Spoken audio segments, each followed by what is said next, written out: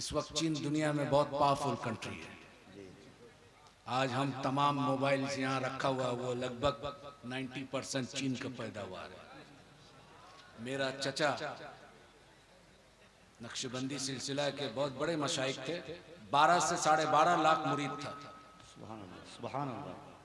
उन्होंने हमें तरबियत दी। मेरा ताल्लुकात हिंदुस्तान से इसलिए है कि मेरे वालिद साहब हिंदुस्तान आए, मेरा माँ हिंदुस्तान के। मेरी तालीम चाइना में हुई। जब तमाम तालीम खत्म हो गया, ग्रेजुएशन हो गया चाइनीज जबान में, तो मेरा वालिद साहब कहे कि क्या बनना चाहते हो, डॉक्टर, इंजीनियर? तो हमने कहा कि हमारे आबो अजदाद क्या थे, हम अपने दादा के बारे में ज़्यादा जानकारी नहीं था। बोले हम सब नक्शबंदी सिलसिला के थे। हमारे वालिद साहब यानी कि मेरा दादा शाह कमालुद्दीन नक्शबंदी रहमतुल्लाह अलैह, मेरा वालिद साहब कहे कि वो दीन का खिदमत किए, उसका वालिद साहब दीन का खिदमत किए।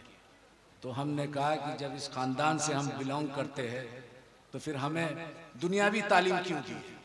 दीनी तालीम किसी मदरसा में देना चाहिए था।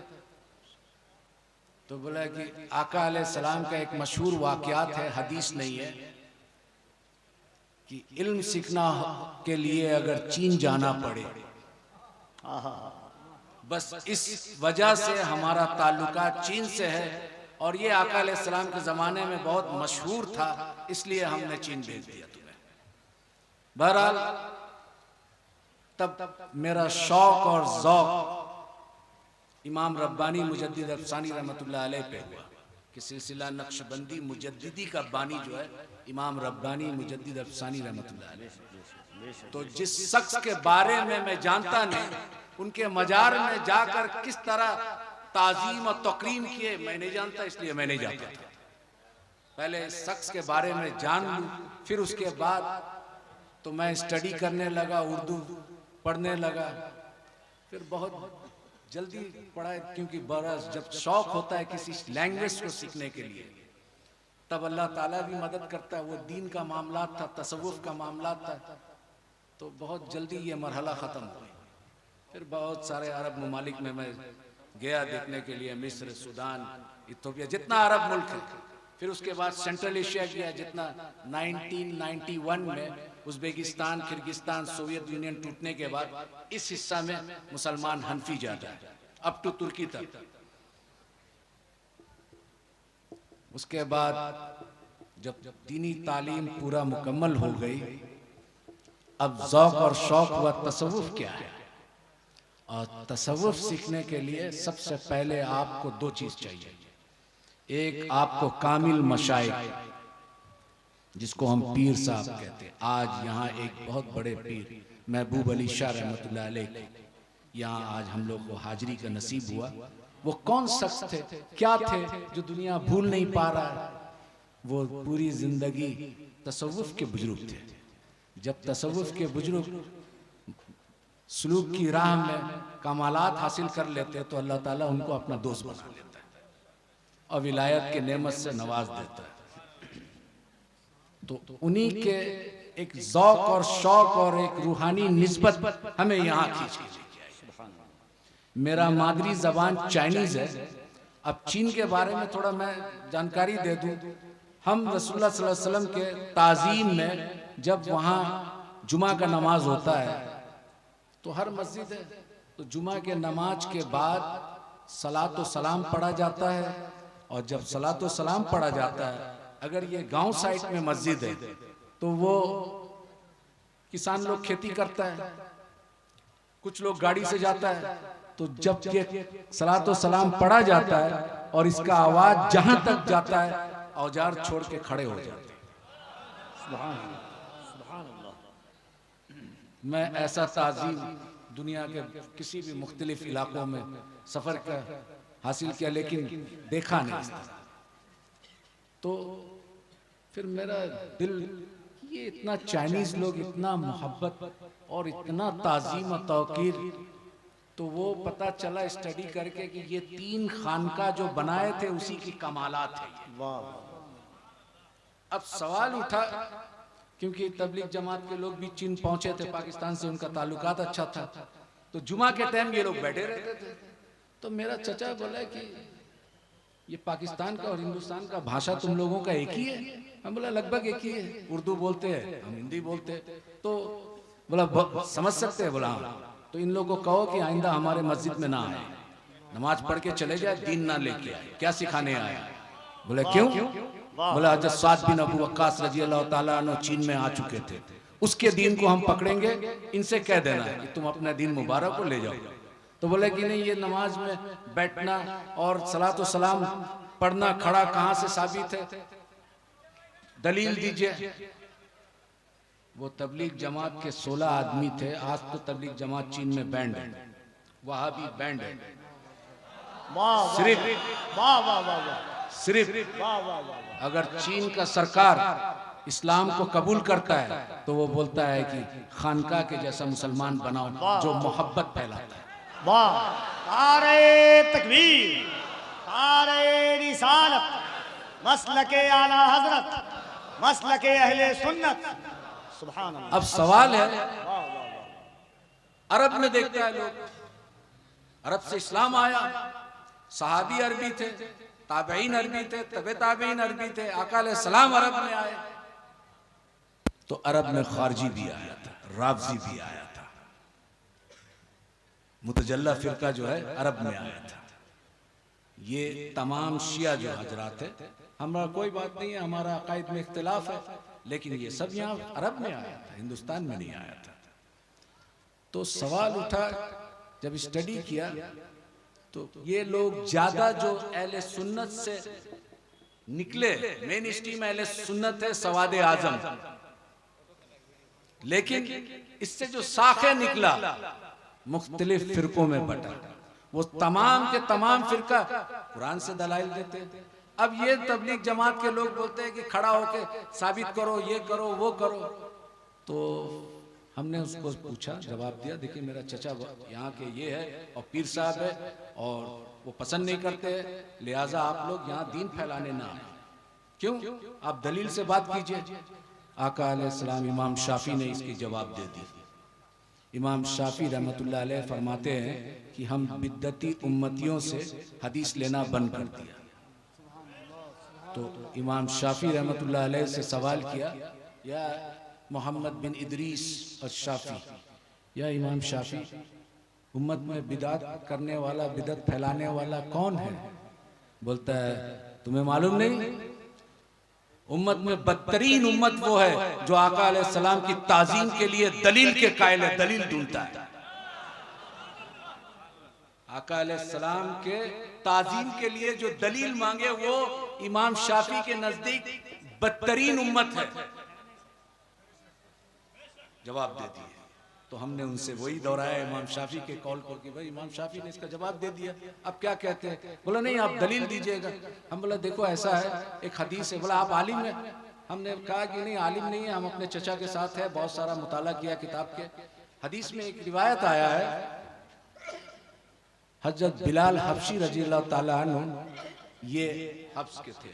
उस वक्त हब्स आज के जो है इथोपिया कहलाता है।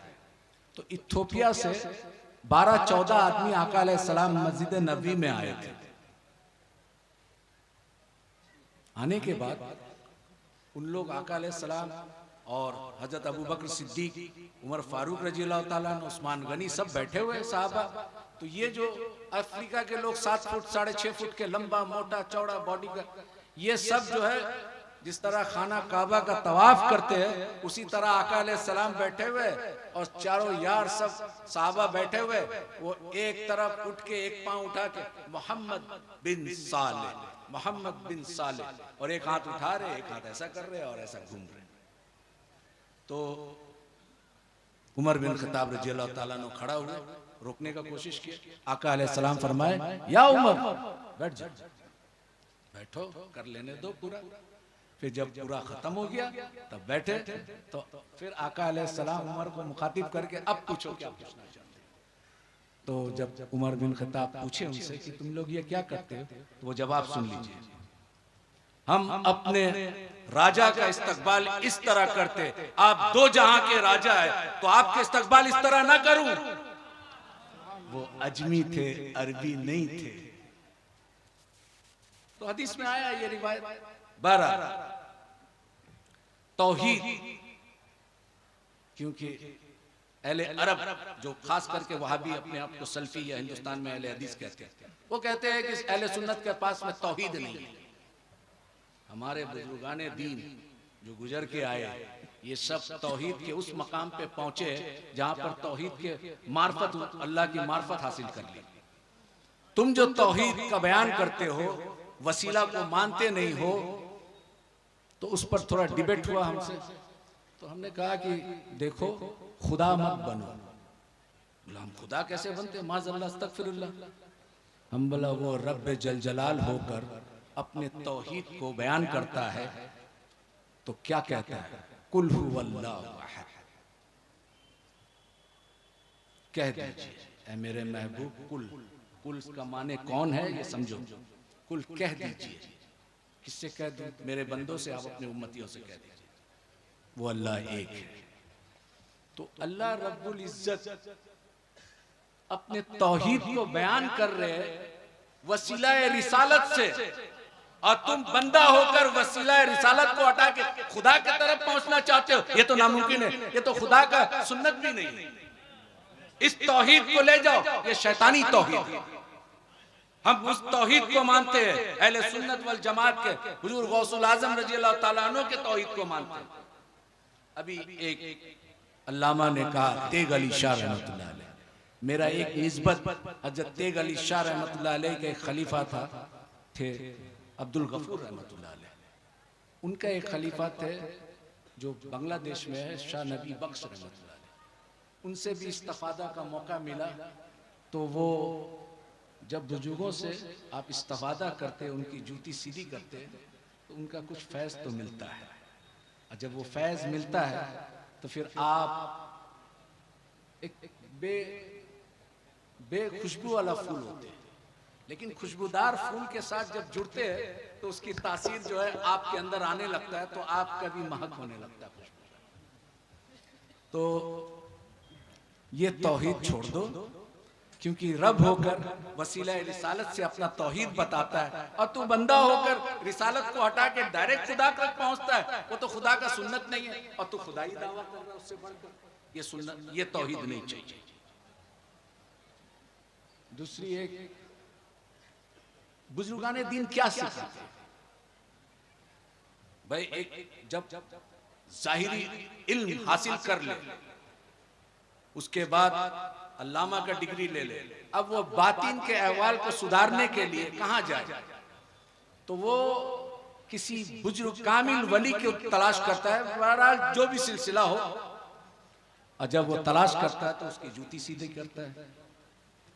उस वक्त तक सीधी करता है जब तक अपना इरादा अपने उस्ताद के इरादे में गुम ना कर दे। अब उस्ताद जो चाहता है वो करता है। इसको फनाफिल शेख कहते हैं कि अपने इरादा को तर्क कर दिया और अपने उस्ताद के इरादे को गलबा लाया। वो जो बनाना चाहता है वो बनना चाहता है। वो क्या सिखाते हैं? 2 सब्जेक्ट, तमाम खानका में 2 सब्जेक्ट, एक रूह, दूसरा नफ्स। रूह और नफ्स का क्या ताल्लुकात है, तमाम बुजुर्गाने दीन का फोकस इस पर है। अब इसको एक एग्जाम्पल के तौर पर हम समझाते हैं। हमारा एक जिस्म है, जिस्म में एक मुल्क है, उसका कैपिटल उसका दिल है। 2 पॉलिटिकल पार्टी है अमेरिका में, 2 पॉलिटिकल पार्टी है, डेमोक्रेटिक रिपब्लिक। हिंदुस्तान में मल्टी पार्टी सिस्टम है। अब 2 पार्टी लड़ाई करता है कैपिटल को कब्जा करने के लिए, रूह और नफ्स। रूह कोशिश करता है बंदों का कल्ब को हासिल करने के लिए, नफ्स कोशिश करता है बंदों के कल्ब को हासिल करने के लिए। जिसमें 2 पॉलिटिकल पार्टी के हैसियत से अगर रूह गलबा आ गया या नफ्स गलबा आ गया, तो अक्ल सलीम प्राइम मिनिस्टर होता है, इसको खबर देता है मेरा हाथ पांव देखना सुनना ये सब डिफरेंट मिनिस्ट्री है। तो जब नफ्स गलबा पा लेता है और पूरा इसका कल्ब पे नफ्स का गलबा हो जाता है, तो इसको बुजुर्गाने दीन इस दिल को कहते हैं कल्ब जुल्मानी, क्योंकि नफ्स का गलबा हो गया, रूह इसका कमजोर है। सूफी क्या कहते हैं, उनको तस्किया नफ्स के वजह से उसकी नफ्स को कमजोर करते हैं और रूह के ताबे कर देते हैं। जब नफ्स गलबा पा लेता है, कल्ब को कब्जा कर लेता है और अक्ल सलीम को कहता है कि मुल्क में अब मेरा जीत हो गई, अब ये वो सुनेगा जो नफ्स चाहेगा, तो गुनाह करता है। और उसके ऑपोजिट में नफ्स हार जाए, कमजोर हो जाए, रूह गलबा पा ले, और रूह जब गलबा पाता है तो रूह तो जमीन का चीज नहीं है, रूह अरवा से आया, अल्लाह से वादा करके आया, अलस्तु रब्बी कालू बला, उसको पूरा करके जाना है, जिस्म को लेके जाना है। तो जब रूह कब्जा कर लेता है कैपिटल को, तो उसका पूरा जिस्मानी, उसका डिफरेंट पार्ट्स ऑफ मिनिस्ट्री, वो तमाम वो काम करता है जिससे रूह को सुकून मिलता है। उसको सूफिया कहते हैं कि इस बंदे का कल्ब रूहानी, ये है खानकाई निजाम, ये सिखाते हैं तस्फिया कल्ब। अब तीसरा एक है और इसी पर मेरा तकरीर खत्म कर दूंगा। गौर से सुनिए आप, चाइनीज जबान में लिंग ख्वन कहते हैं, लिंग ख्वन। अज़ीज़ान मिल्लत इस्लामिया, शहज़ादे गौसे आज़म औलाद रसूल हुज़ूर सैयदी शबाहत मियां साहब क़िबला की आमद है। इस्तक़बाल कर लें पूरा मजमा दिल लगाकर। नारे तकबीर, और ज़रा बुलंद आवाज़ से नारे तकबीर, नारे रिसालत, हुज़ूर सैयदी शबाहत मियां साहब क़िबला, फैज़ान औलिया कॉन्फ्रेंस, उर्से हज़रत दाता महबूब शाह, नारे तकबीर, नारे रिसालत।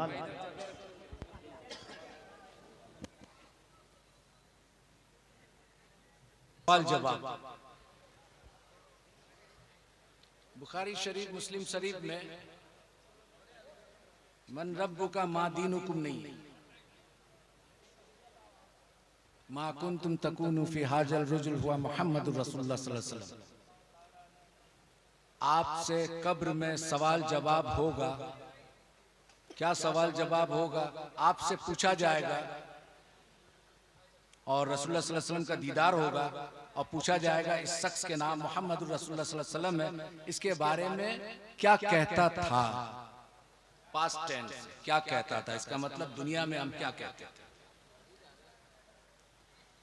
ठीक है, अब बुखारी शरीफ में ये आ गया है कि आप कब्र का सवाल जवाब में आपसे पूछा जाएगा, रसूलुल्लाह सल्लल्लाहु अलैहि वसल्लम का दीदार होगा और दिखाया जाएगा और आपसे पूछा जाएगा, फरिश्ते उनका नाम भी बता देंगे। आपसे पूछा जाएगा जब जिंदा था दुनिया में इनके बारे में क्या कहता था। अब यहां पर हाजिर और नाजिर का मामला था। कुछ उलमा का ख्यालात है कि रसूलुल्लाह सल्लल्लाहु अलैहि वसल्लम के रोज़े अतर का पर्दा जो है वहां से खोल दिया जाएगा, उनका दीदार कराया जाएगा, अब पूछा जाएगा। कुछ का ऐसा ख्याल है, कुछ का है कि दीदार नसीब होगा, कब्र में दीदार मुस्तफ़ा सल्लल्लाहु अलैहि वसल्लम का दीदार होगा और आपको नाम बता के फरिश्ते पूछेंगे क्या कहता था। ठीक है, अब ये अमीरुल मोमिनीन फिल हदीस इमाम बुखारी रहमतुल्लाह अलैह। अब हम पूछते हैं कि रसूलुल्लाह सल्लल्लाहु अलैहि वसल्लम अभी मदीना मुनव्वरा में मौजूद है और यमन में, मक्का में सहाबा वफात पा गए, उनको दफन कर दिया गया। तो यही सवाल अगर है तो आका अलैहिस्सलाम तो अभी दुनिया में मौजूद है, फिर किसको दिखाया जा रहा है कब्र में? अभी मौजूद है दुनिया में, मदीना मुनव्वरा में। अगर बुखारी शरीफ का इसी हदीस को माना जाए तो ठीक है, तो फिर रसूलुल्लाह सल्लल्लाहु अलैहि वसल्लम के जमाना में बहुत सारा सहाबी, किसी को शहीद कर दिया गया, कोई दुनिया से रुखसत हो गए, तो फिर उनको जब दफन किया गया तो आका अलैहिस्सलाम का दीदार हुआ, पूछा गया तो आका अलैहिस्सलाम तो मदीना मुनव्वरा में मौजूद है। एक दूसरा, रसूलुल्लाह सल्लल्लाहु अलैहि वसल्लम अब दुनिया में है नहीं, जब दुनिया में थे तो अगर यही क्वेश्चन है पूछा जाएगा तो दुनिया में नहीं है तो भी दिखाया जाएगा। अब वो कहते हैं कि हुजूर अक़दस सल्लल्लाहु अलैहि वसल्लम, ठीक है, अभी कोविड का टाइम में दुनिया में एक ही टाइम में कितने लोग गुजर गए होंगे, कितने लोग का मौत हो गया होगा। सपोज पूरी दुनिया में 10 लाख आदमी एक ही टाइम में मौत हुआ तो मुल्कुल मौत तो एक है। भाई मुल्कुल मौत का ताकत ये मानते हो कि एट अ टाइम, एक ही मिनट एक सेकंड में 10 लाख आदमी को पूरी दुनिया से मौत का फरिश्ता रूह कब्ज कर सकता है। ये उनका इख्तियार में, ये उनका पावर अल्लाह ने दिया है। और ये 1 लाख आदमी को एक ही टाइम में दफन कर दिया जाए और एक ही टाइम में उनके नकीर रसूलुल्लाह सल्लल्लाहु अलैहि वसल्लम को ज़ियारत भी हो रहा है। अब पूछा जा रहा है कि इसके बारे में क्या कहता है। तो हर जगह हाजिर और नाजिर नहीं है। हमारे बहुत सारे असलाफ जो बुजुर्गाने दीन गुजरे, इमाम जलालुद्दीन सूती रहमतुल्लाह अलैह, तो कहते थे हम आलिम बेदारी में ज़ियारत किया रसूलुल्लाह सल्लल्लाहु अलैहि वसल्लम का। इमाम रब्बानी मुजद्दिद अल्फसानी रहमतुल्लाह अलैह वो तशव्वुद में अशहदु अल्ला इलाहा भूल गए थे, क्योंकि अस्सलामु अलैका अय्युहन नबी जब बोले थे तो उसको जवाब रसूलुल्लाह सल्लल्लाहु अलैहि वसल्लम दिए थे, वो उंगली उठाना भूल गए। आज समरकंद, बुखारा, उज़्बेकिस्तान, अफगानिस्तान का नॉर्दर्न पार्ट जो नक्शबंदी आज भी नहीं उठाते, बोलते इमाम रब्बानी भूल गए। नहीं, मकतूबात रब्बानी में उन्होंने खत लिखा। वो काजी नौमान बदख्शी रहमतुल्लाह अलैह को खलीफा थे कि देखो फकीर ने जो है नमाज में इस तरह का मामलात आया तो तशव्वुद में, क्योंकि आप हनफी है तो हनफी है तो अशहदु अल्ला इलाहा उठाएंगे, लेकिन आपने भूल गए। क्योंकि उस वक्त भूलने का कारण ये था कि रसूलुल्लाह सल्लल्लाहु अलैहि वसल्लम का सलाम का जवाब सुन लिए थे, और जो शख्स रसूलुल्लाह सल्लल्लाहु अलैहि वसल्लम का जवाब सुन ले वो किस्सा ये सुनन याद रहेगा। तो उन्होंने कहा कि मैंने अपने खलीफा को लिखा, वो वक्त के मुजद्दिद थे लेकिन साहिब शरीयत तो नहीं थे। आज भी चाइना के बहुत सारे रिमोट एरिया में वो नहीं करते, बोलते इमाम रब्बानी रहमतुल्लाह अलैह के मकतूबात रब्बानी में नहीं है। बहरहाल, तो एक ही टाइम में इतने लोग का मौत हुआ और एक ही जगह में नहीं हुआ, दुनिया के मुख्तलिफ इलाकों में हुआ। एक ही साथ दफन कर दे और एक ही साथ किसका दीदार हो रहा है? रसूलुल्लाह सल्लल्लाहु अलैहि वसल्लम को दिखाया जा रहा है। अब पूछा जा रहा है कि इस शख्स के बारे में क्या कहता था, तो फिर हाजिर और नाजिर का क्या माने? यही तो माने। बहरहाल, एक छोटा से वाकयात है वो मैं बयान कर दूं, उसके बाद मैं ख़त्म करूंगा। क्योंकि मैं डायबिटीज से 35 इयर्स हो गया। मैं 10 बजे सो जाता हूँ, सुबह 4 बजे उठता हूँ। तो वो मौलाना शौकत साहब ने रिक्वेस्ट किया कि आज, तो खैर बहरहाल कोई बात नहीं। मेरा चचा चीन में बहुत बड़े बुजुर्ग शाह सईद रहमतुल्लाह अलैह अभी हाल फिलहाल 4, 5, 6 साल हुआ इंतकाल कर गए। तो उनके पास आए, वो बड़ा खामोश रहते थे। 91 इयर्स तक हयात था, लेकिन कमजोरी के वजह से वो खड़ा बैठ के नमाज नहीं पढ़ाए। नमाज के टाइम में बहुत जलाल हो जाते थे, इमामत करते थे। तो घर में सब लोग बोला कि आप इतना उम्र हो गया तो आप बैठ के नमाज पढ़े। बोला इमाम बैठ के नमाज नहीं पढ़ेगा, या तो हम अपना बेटा को दे दे इमामत करने, मैं पीछे बैठ जाता हूँ। तो उनके पास कुछ लोग आए, बोले हुजूर रसूलुल्लाह सल्लल्लाहु अलैहि वसल्लम का दीदार हमने सुना, आपके वाली साहब बहुत लोगों को इस जगह में रसूलुल्लाह सल्लल्लाहु अलैहि वसल्लम का मुरीद करके 3-4 दिन में दीदार करा दिए थे, तो आप भी करा दिए, कैसे होगा? तो चचा देखे बहुत सारा लोग ऐसे, बोला ठीक है कोई बात नहीं है, अभी थोड़ा मुरीद में ट्रेनिंग हो। उसमें एक लड़का बड़ा जिद्दी था, उसका नाम था सलाउद्दीन। वो थोड़ा चाइनीज कराटे कुंफू का मास्टर भी था, बहुत सारा अवार्ड ले चुका था। तो वो थोड़ा जिद करने लगा। तो चचा बोले ठीक है, तुम रसूलुल्लाह सल्लल्लाहु अलैहि वसल्लम का दीदार करोगे, कसरत से दरूद शरीफ पढ़ो और कसरत से सुन्नत पर अमल करो। तुम 40 दिन तक करो, फिर उसके बाद इंशाल्लाह हम रसूलुल्लाह सल्लल्लाहु अलैहि वसल्लम का दीदार करा देंगे। वो शुंफा बोल के एक जगह है, वहां पे सैयद अब्दुल फतूह रहमतुल्लाह अलैह आए थे समरकंद से। उन्होंने उस जगह में कुछ तिब्बती लामा ग्रुप था, वो पूरा मुसलमान हो गया वो एरिया में। वो एरिया में चाइना का सालार कौम कहते हैं, ये लोग तुर्की से आए थे वहाँ पे। वहां मिर्चा एक होता है, छोटा मिर्चा होता है, वो बहुत झाल, एक मिर्चा खाना मुश्किल है। तो चचा बोले कि सालाचू, हम चाइनीज में बोल रहे हो, जिस तरह मेरा चचा बोले सालाउद्दीन नीची सालाचू ना पेन ना लाचा कोला, सलाउद्दीन सालार चले जाओ, वहां का मिर्चा लेके आना। हदा पापा बोलते थे, बाबा, पापा माने बाबा, हदा पापा वो चितावला था, छिला माय खोला आ गया, बोला सलाउद्दीन मेरे हुजरा में आ जाओ। फिर एक ताला था, चाबी लगा दिए और चाबी मेज में रख दिए, बोले मिर्चा पूरा खा लो। मिर्चा खा लिया, एक मिर्चा खाना मुश्किल है, 50 ग्राम मिर्चा।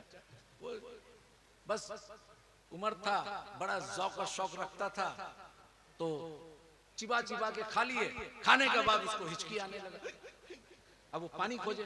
बोला सलाउद्दीन पानी मत पीना, अगर अपना ख्वाब को पूरा करना है तो पानी मत पीना, और अगर झाल बर्दाश्त ना हो तो चाबी वहां रखना है, खोल के चले जाओ, और ये इरादा तर्क कर देना। ठीक है। अब वो परेशान, इधर छपक इधर ये उधर वो, अब थूक निकाल रहा है मुख से, और थूक में जबान को लगा रहा है, लहर रहा है। वो तो मिर्चा आम मिर्चा नहीं है। आप यहाँ कालिम्पोंग दार्जिलिंग में चले जाइए, एक छोटा सा मिर्चा आता है, उसको क्या दलुपुर साई बोलते हैं लोकल लैंग्वेज में, वो एक तो खा लीजिए। असम में चले जाइए, भूत, वो बंगला भाषा में मिर्चा को क्या बोलता है, नहीं भूत लंका ना क्या बोलते हैं असम में, वो खा के एक तो दिखा दीजिए आप। तो वो सालार का वो मिर्चा खाने के बाद ये तड़प रहा है, ये कर रहा है, वो कर रहा है। बोला सलाउद्दीन नीनेन दरूद, सलाउद्दीन दरूद शरीफ पढ़ो, तुमको दीदार करना है, तुम्हारा वो ख्वाब को पूरा करो, चाबी वहां रखना है, अगर दम तोड़ दे तुम्हारा ख्वाहिश तो फिर ताला खोल के घर चले जाना, पानी पी लेना। अब वो किसी तरह से ऐसा वैसा करके, और चचा जो है तो ज्यादा उम्र हो गया था, सो गए। अब पानी भी सामने रखा हुआ है, पानी सामने है, पीना है नहीं पीना है। अब वो बोला नहीं पिए। किसी तरह से फजर का टाइम में चचा उठते तहज्जुद के लिए, तो देखा ये अभी भी वैसे ही, थोड़ा देर के लिए उसका नींद लगी। जब चचा उठे, आवाज आया वजू करने का, तो वो उठे, सोचे कि हम पानी लेके आएंगे और थोड़ा मुख में डाल लेंगे। तो जल्दी से चचा का पानी लेके आए लोटा में, और बोले कि मैं भी वजू कर लूं ताकि पानी मुख में चले जाए। तो बोला बेशक तुम मेरे लिए पानी लाए, लेकिन तुम अभी वजू मत करना। मैं क्यों? बोला तुम अभी तहज्जुद तो पढ़ोगे नहीं। बोला हम भी पढ़ेंगे, तो फिर मिर्चा का झाल खत्म हो जाएगा। बोला नहीं करेंगे। चलो ठीक है, तुम फजर पढ़ लेना। चचा तहज्जुद से फारिग हो गए, मस्जिद में चले गए, इमामत किए। अब वो पूछने लगा, तो चचा के हुजरा में आए कि हम पूरा मिर्चा खा लिया, पानी नहीं, ताला भी खोला नहीं, रसूलुल्लाह सल्लल्लाहु अलैहि वसल्लम का दीदार नहीं हुआ। बोला तुमको नींद लगा था? बोला थोड़ा देर के लिए लगा था। क्या देखा? बोला हर तरफ पानी देख रहे, आसमान से पानी गिर रहा है, पहाड़ से पानी आ रहा है, घर में पानी है, हर तरफ पानी पानी। बोला हाँ ठीक है अल्हम्दुलिल्लाह। कल जब मिर्चा खिलाया था तुम्हें, वो आम मिर्चा तो नहीं था, सालार का मिर्चा था।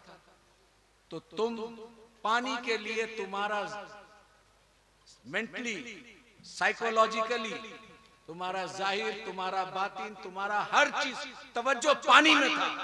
जब तुम्हारा पूरा तवज्जो पानी में था तो ख्वाब में तुम पानी देखा। जिस दिन रसूलुल्लाह सल्लल्लाहु अलैहि वसल्लम पर इस तरह का तवज्जो करोगे तो वो रहमतुल लिल आलमीन का दीदार नसीब। वाह दावाना।